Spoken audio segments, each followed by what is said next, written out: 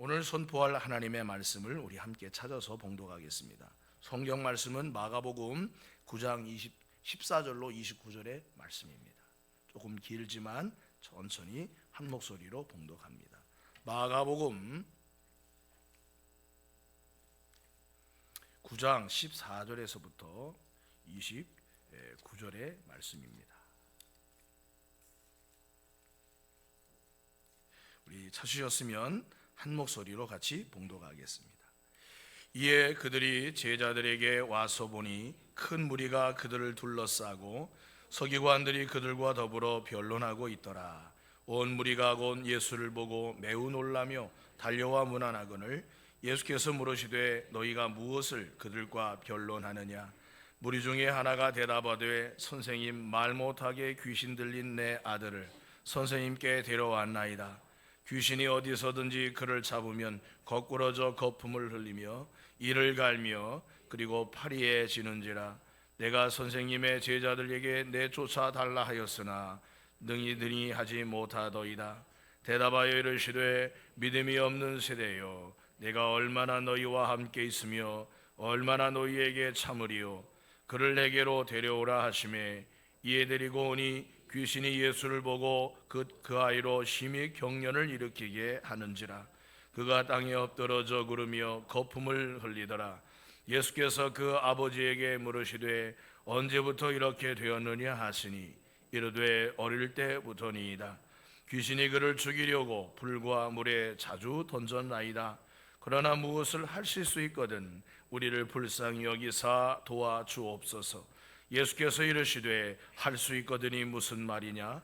믿는 자에게는 능히 하지 못할 일이 없느니라 하시니 곧 그 아이의 아버지가 소리를 질러 이르되 내가 믿나이다. 나의 믿음 없는 것을 도와주소서 하더라.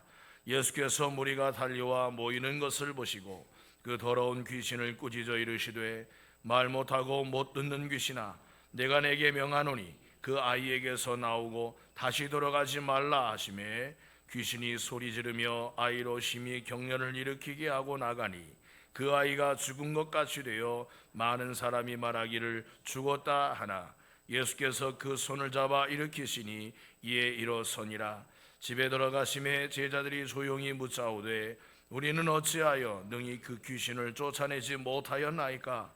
이르시되 기도 외에 다른 것으로는 이런 종류가 나갈 수 없느니라 하시니라. 아멘.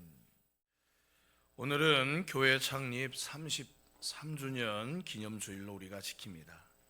처음에는 몇 분 안 되는 작은 지하교회로 우리 교회가 시작이 되었는데 오늘 33주년을 맞은 이와 같은 풍성하고 복된 교회로 하나님께서 성장하게 하시고 세워주신 줄로 믿습니다. 겨자씨만한 작은 씨앗이 뿌려진 후 33년 동안 잘 자라서 많은 새들이 깃들 수 있는 큰 나무가 되도록 성장하는 것처럼 창립 연수가 100년이 넘은 교회가 여럿 있는 우리 지역의 교회 역사에 비하면 우리는 참으로 짧기 그지없습니다.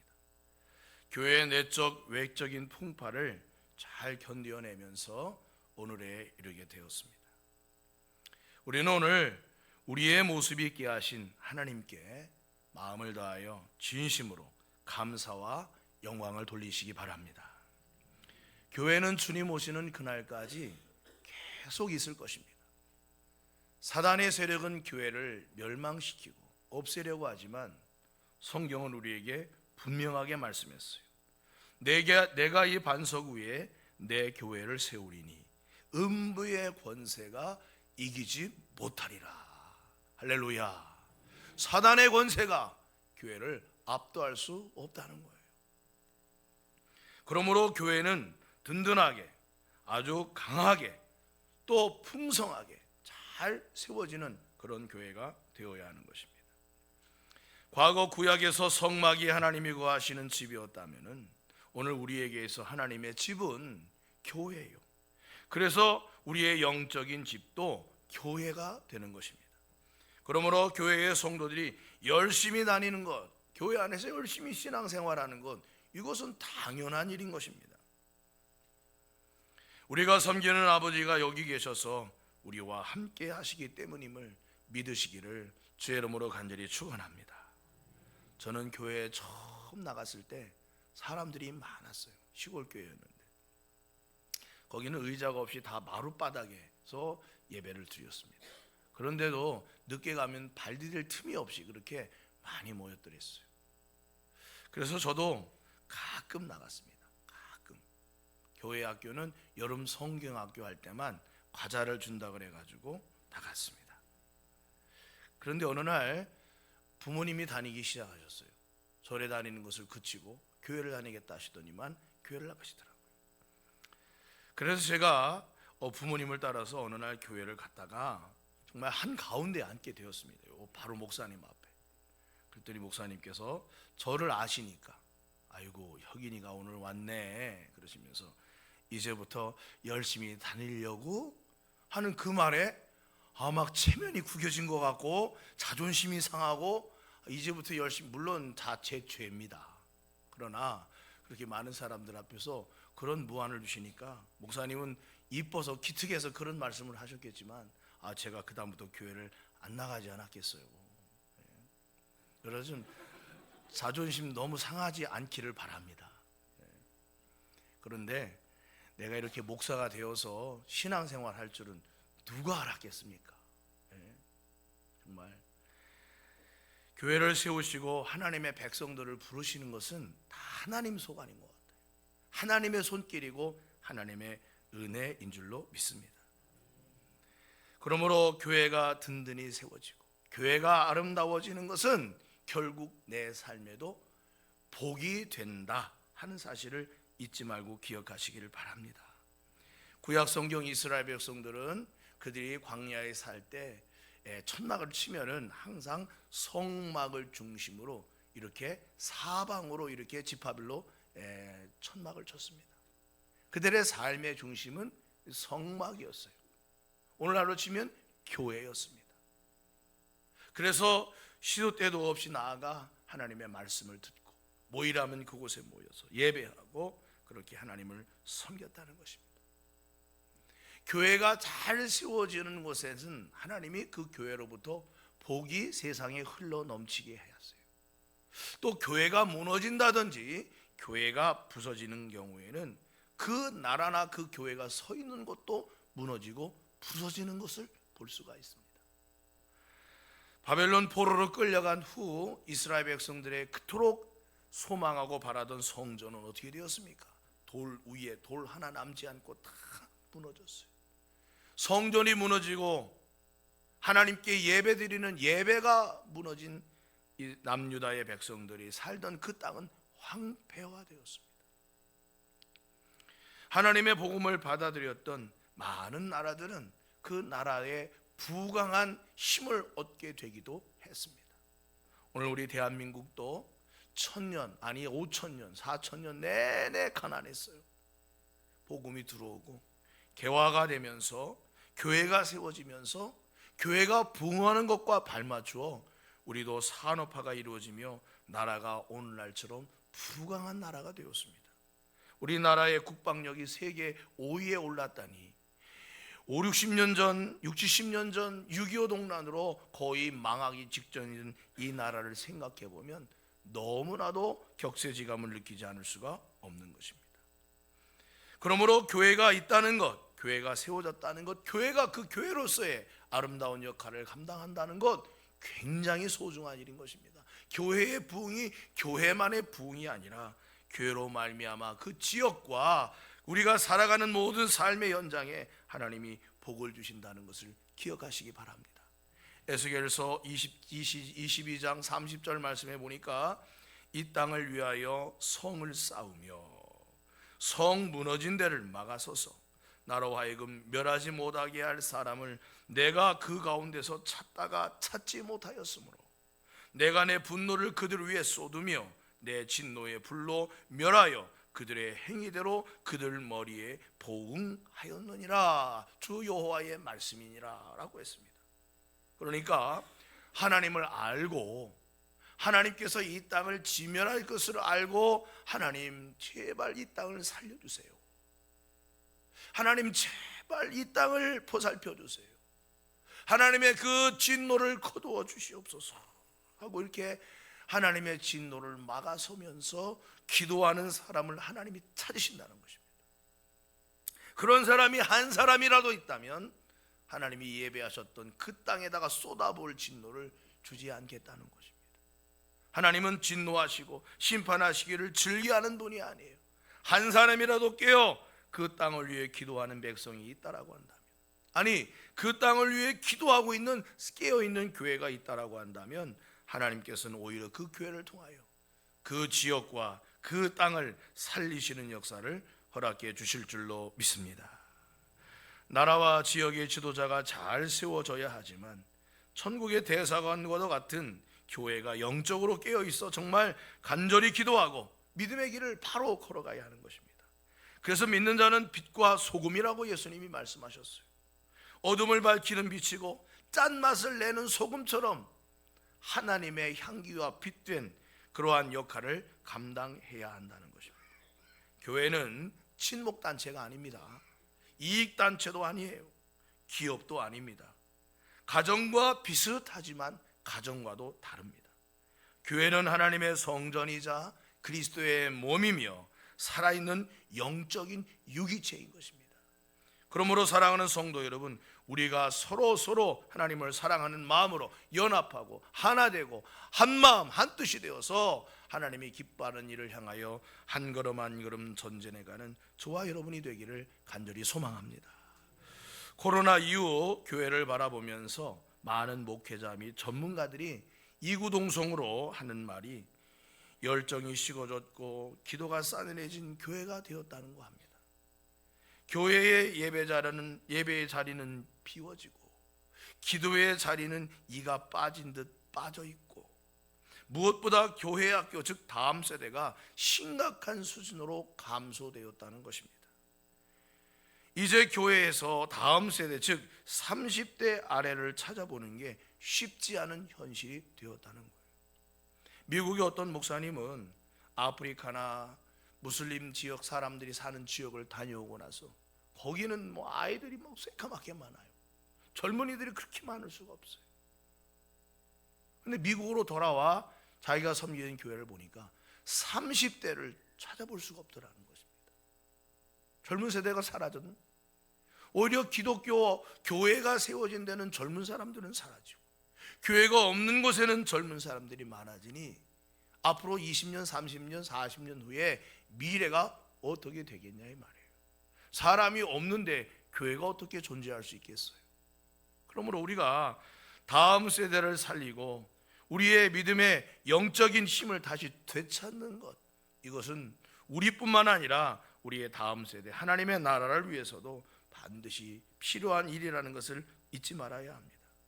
출석교회 주일 예배 참석하면서도 다른 교회 온라인 예배에 접속해 본다, 아니면 출석교회에 주일 현장 예배는 가지 않고 다른 교회에 접속해 온라인으로 예배만 드린다, 이런 성도들이 많아졌다는 것입니다. 그래서 목회 데이터 연구소 지용군 대표는 최소 2곳 이상 다른 교회의 온라인 예배에 참여하는 성도가 한국 교회 전체의 29.8% 정도라고 하면서 이들을 그의 책에서 플로팅 크리스찬이라고 했어요. 플로팅 크리스찬, 이 무슨 뜻이냐?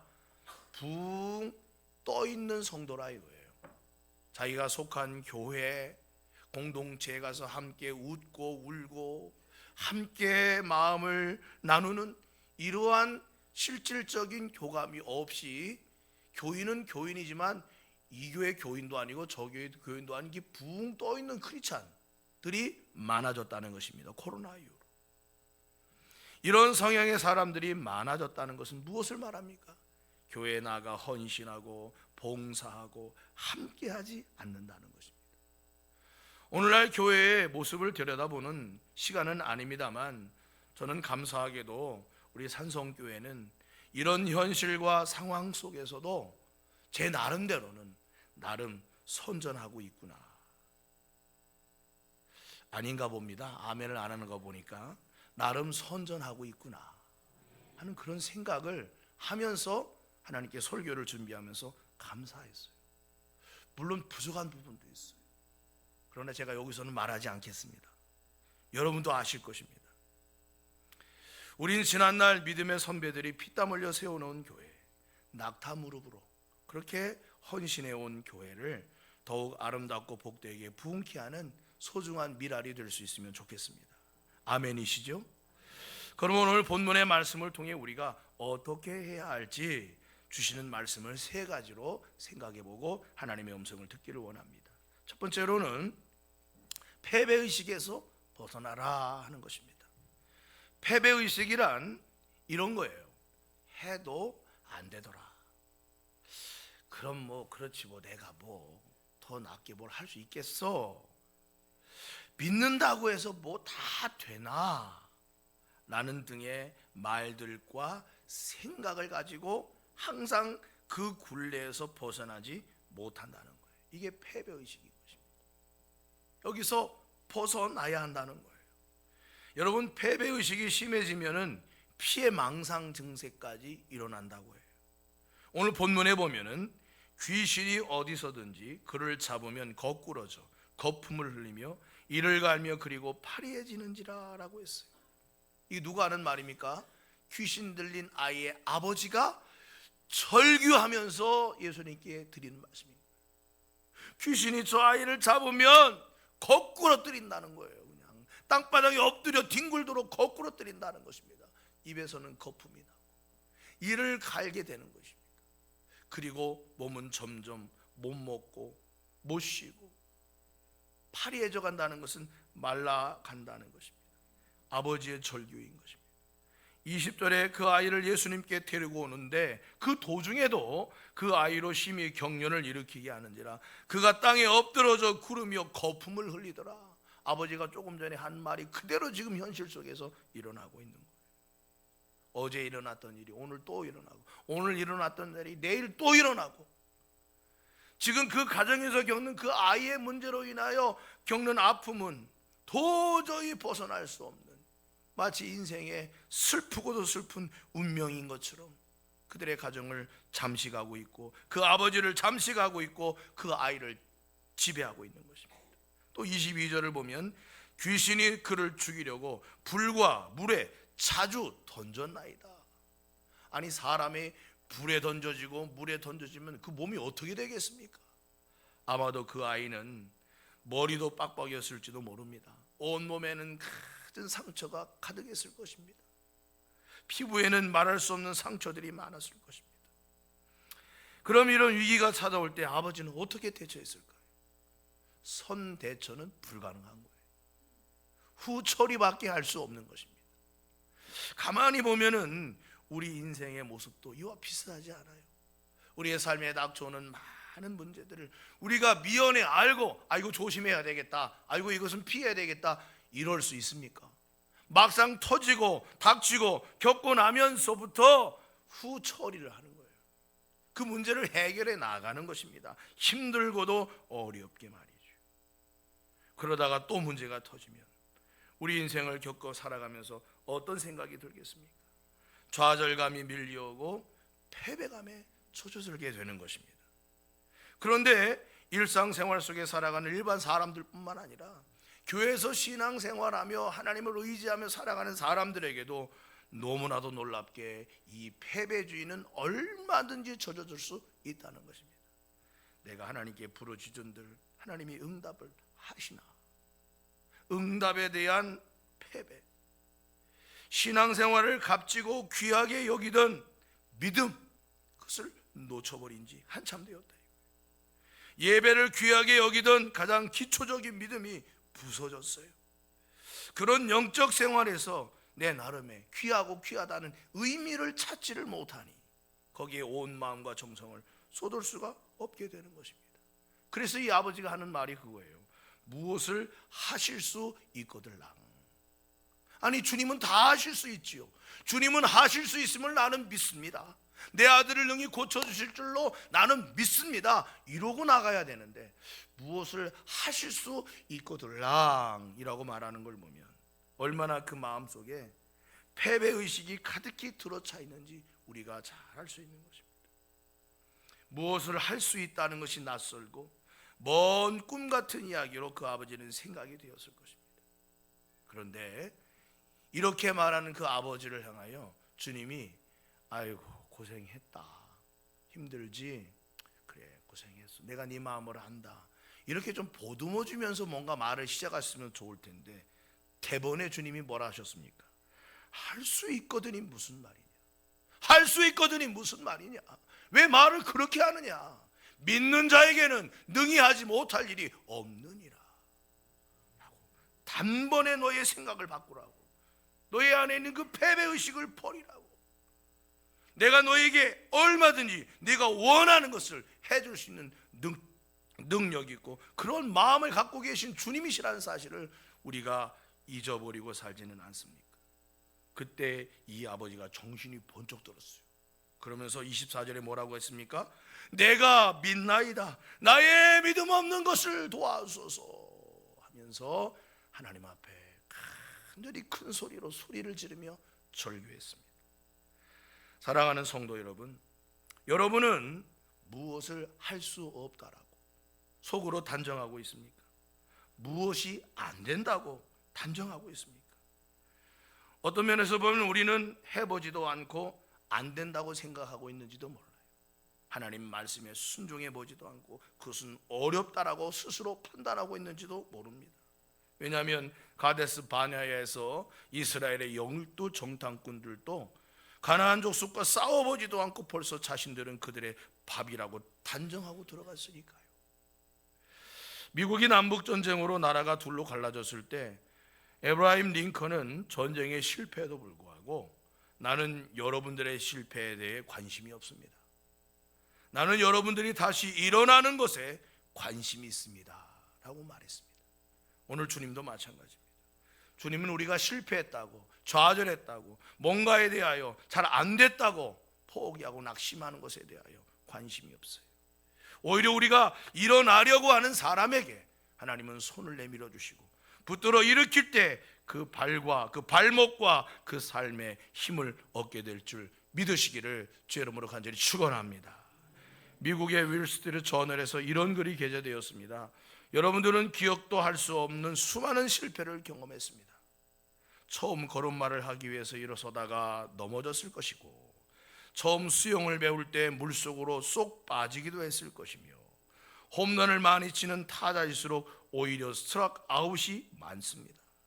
RH 메이시는 뉴욕에서 7번의 실패 끝에 유명한 점포를 얻게 되었고, 영국의 소설가인 존 크래시는 564권의 책을 출판하면서 출판사로부터 753번의 출판 거절을 당했으며, 유명한 야구 선수인 베이브 루스는 1330번의 삼진아웃을 당했습니다. 그러나 그는 714개의 홈런을 때렸습니다.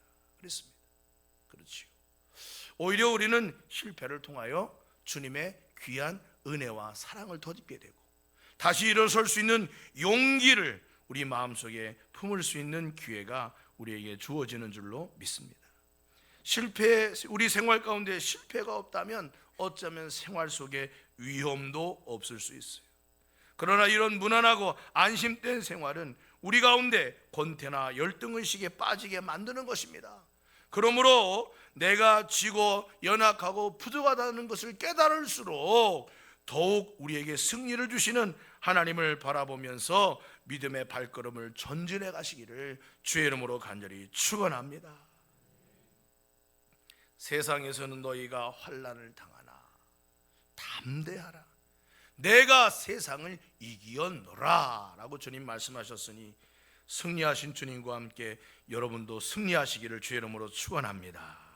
두 번째로 능히 할 수 있다는 믿음의 확신을 품어야 됩니다. 소아시아의 7교회에 주님이 편지를 보내셨어요. 그 중에 칭찬을 받은 교회가 2교회인데 그 중에 하나가 빌라델비아 교회였습니다. 이 교회는 어떤 칭찬을 받았느냐? 적은 능력을 가지고서도 믿음을 잘 지켜낸 교회로 칭찬을 받았습니다.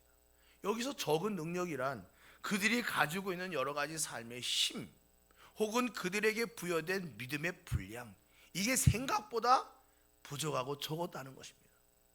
그런데 오히려 그들은 그 믿음을 소중하게 간직하고 엄청난 환난과 핍박에도 굴하지 않고 생활의 궁핍에도 굴하지 않고 항상 주님을 믿으며 열심히 모이며 예배를 드리며 그렇게 다른 사람에게 사랑을 나누려고 힘쓰는 그 교회의 모습 그대로를 잘 지켰다는 것입니다.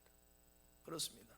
무엇이 있어야 되고 무엇이 풍성해져야 되고 무엇이 많아져야만 하나님의 일을 할 수 있는 게 아닌 거예요. 저와 여러분에게 믿음의 담대함과 확신이 있어지기를 주의 이름으로 간절히 축원합니다. 성경을 보면 내 믿음대로 될지어다. 예?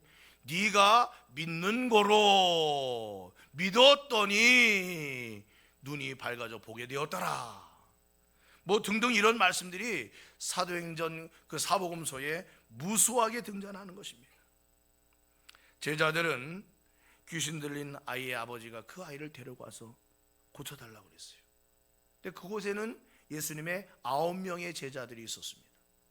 원래 12제자인데 3명과 예수님은 지금 저 위에 변화산에 올라가 계신 거예요. 그리고 나머지 제자들만 있었어요. 그러니 처음에는 주님께 왔지만 주님이 없으니까 제자들대로 쫓아달라고 했지만 이 제자들이 그 귀신을 쫓아내지 못했습니다. 경험이 없어서였을까요? 아닙니다. 이미 전도대로 나가 전도하는 가운데 병도 고치고 귀신도 쫓아내는 역사를 제자들이 경험한 터였습니다. 그렇다면 왜 이 제자들은 전에 쫓아냈던 그 귀신을 쫓아내지를 못했을까요? 2가지 이유 때문입니다.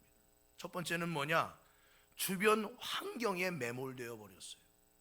우리 오늘 읽은 14절에 보면은 사람들이 많이 와서 제자들을 둘러쌌다고 그랬습니다. 다. 그리고 그 가운데 누가 있었느냐? 서기관들이 있었는데 이들이 와가지고 제자들이 귀신을 쫓아내려고 하는 그것을 보고서 막 변론을 하는 거예요. 야, 너네가 지금 그렇게 하는 게 그게 옳은 거냐? 무슨 능력으로 행하는 거냐? 그러니 제자들은 그 아이를 앞에 두고서 그 서기관들과 이제 말다툼이 시작이 된 것입니다. 아니 우리는 하나님의 이름으로 예수님의 이름으로 하는 거다. 누가 너희한테 그런 일을 하라고 시켰느냐? 이렇게 막 변론하는 사이에 무엇이 생겼겠습니까?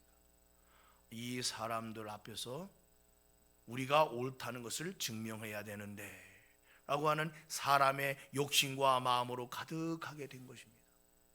그러니까 우리가 여기서 만약에 이 아이를 고치지 못하면 사람들이 우리가 어떻게 볼까라는 두려움이 그들 마음속에 엄습하게 된 것입니다. 그러니까 하나님만을 바라보는 것이 믿음인데 주변의 환경과 상황에 너무 생각이 매몰된 나머지 그들에게 믿음이 사라진 거예요. 2번째로는 주님이 마지막에 가서 하신 말씀에도 있지만은 기도하지를 않았다는 사실입니다.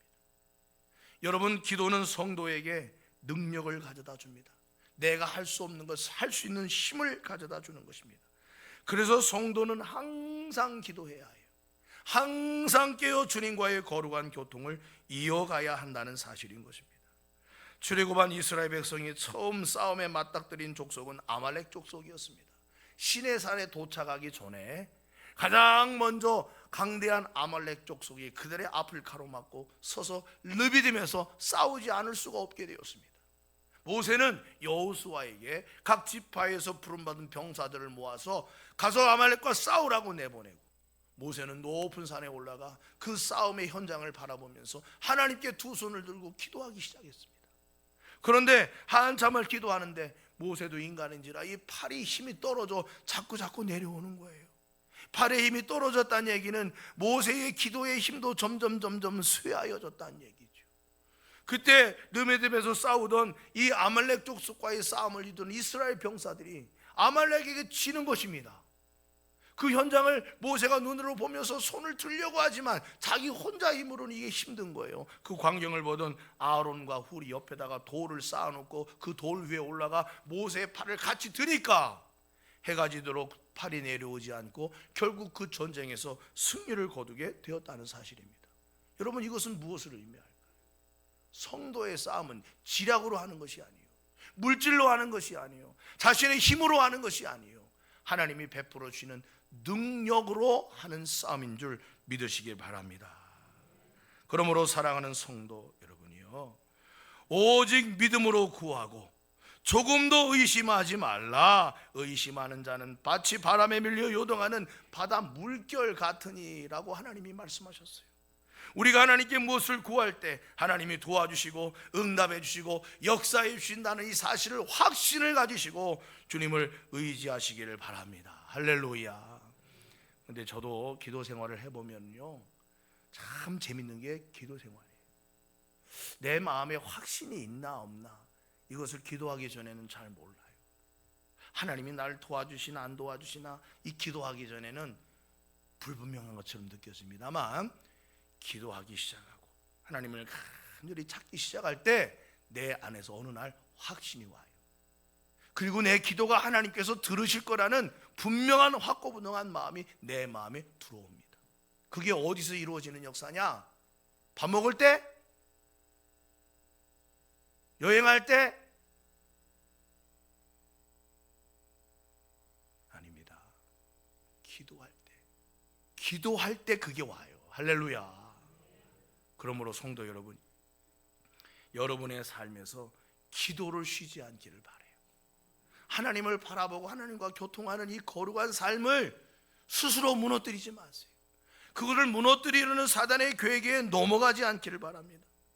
고린도전서 15장 57절 이하에 우리 주 예수 그리스도로 말미암아 우리에게 무엇을? 승리를 주시는 하나님께 감사하노니 그러므로 내 사랑하는 형제들아, 뭐라고 그랬어요? 견실하며 흔들리지 말고 항상 주의 일에 더욱 힘쓰는 자들이 되라. 이는 너희 수고가 주 안에서 어떻다고요? 헛되지 않다는 거예요. 할렐루야. 그렇습니다. 우리 산성교회 성도 여러분은 믿음이 튼튼하고 견고하시기를 바랍니다. 항상 기도하면서 하나님과 교통하고 응답받고 능력이 힘입는 우리 성도들이 다 되시기를 바랍니다. 하나님과 친해집시다. 우리 옆에 사람하고 같이 권면하십시다. 하나님과 친해집시다. 마지막입니다. 오늘 말씀해 보면 말 못하고 못 듣는 귀신을 주님께서 물리치셨어요. 25절을 보세요. 말 못하고 못 듣는 귀신아, 내가 내게 명하노니 그 아이에게서 나오고 다시 들어가지 말라라고 선포하셨습니다. 말 못하고 못 듣게 만드는 귀신이라고 그랬습니다. 사탄의 일을 하는 쫄개죠. 이런 귀신이 들어가면 어떻게 되겠어요? 그대로 말도 못하는 벙어리가 되고 말을 못 듣는 청각 장애인이 되는 것입니다. 가만히 생각해 보세요. 신앙생활에서 말하는 것이 무엇입니까? 하나님을 향한 고백이고 하나님을 향한 기도고 하나님을 향한 찬양이고 하나님을 향한 전도고 하나님의 말씀을 듣는, 또 하나님의 말씀을 전하는 일인 것입니다. 이번에 남발란에 가서, 교회에 가서 우리가 준비한, 선교단이 준비한 찬양을 부르는데 One way Jesus, 오직 한 개밖에 없다는 거잖아요. 그런데 거기서 그 남발란 교회 성도들과 젊은이들이 함께 춤추며 뛰면서 찬양하는데 저도 모르게 이 무거운 몸이지만은 이게 뛰게 되더라니까요. 예? 야, 그런 은혜가 있어요. 찬양이라는 것이 예수님의 이름을 선포하고 고백하고 사랑하는 성도 여러분이요, 주님만이 우리의 능력인 줄로 믿습니다. 찬양을 못하고 기도를 못하고 내가 그리스도를 전하지 못하고 말씀을 전하지 못한다, 답답해 미칠 것 같다, 영의 문이 닫힌다, 이건 죽을 만큼 힘든 일인 거예요. 그거보다 답답한 일이 없는 거예요. 오늘 이 아이가 말 못하고 못 듣는 귀신이 임했을 때 그 아이에게 일인 고통과 이런 것들을 하소연할 수도 없고 남의 말을 들을 수도 없으니 자기 안에는 고통 속에서 얼마나 힘들었겠습니까? 예? 아버지 나 힘들어요, 이 말 한 마리 할 수 없었으니. 그리고 귀신이 자기를 끌고 가 불구덩이에 던지면 불구덩이에 들어가고 물구덩이에 던지면 물구덩이에 들어가야 되는 이 아이의 고통이 얼마나 심했겠습니까? 오늘날 예수 믿는다고 하면서도 이처럼 말 못하고 못 듣는 귀신이 들어간 것처럼 하나님의 말씀을 수용하지 못하고 하나님을 찬양하지 못하고 기도하지 못하고 하나님을 전거하지 못하고 찬양하지 못하며 살아가면서 세상이 끄는 대로 이리 갔다가 저리 갔다가 방황하는 인생이 어디 한둘이겠습니까?